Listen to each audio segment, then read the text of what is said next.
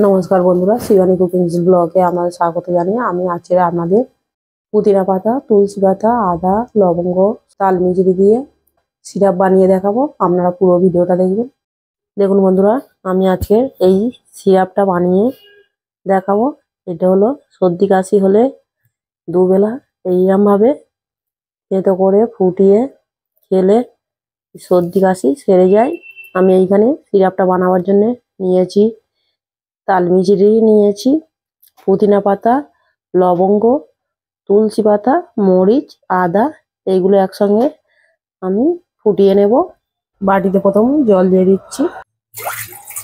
আদাটা থেঁতো করে নিয়েছি, জলেতে দিয়ে দিচ্ছি। মরিচ গুঁড়ো করে নিয়েছি।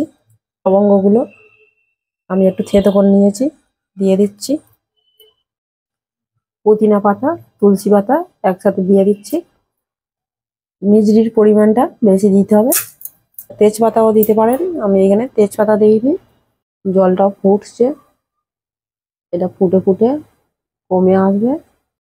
ফুটে ফুটে কমে গেছে, কালারটা এইরকম হয়ে গেছে। আমি এবার ঢেলে নেব। হয়ে গেছে। আমি এইখানে 4 কাপ জল নিয়েছিলাম, ফুটিয়ে 2 কাপ হয়েছে, আর চায়ের মতো কালার হয়েছে। এই সিরাপটা আপনাদের ভালো লেগে থাকলে শিবানী কুকিংস ব্লগে সাবস্ক্রাইব করবেন ও লাইক দেবেন।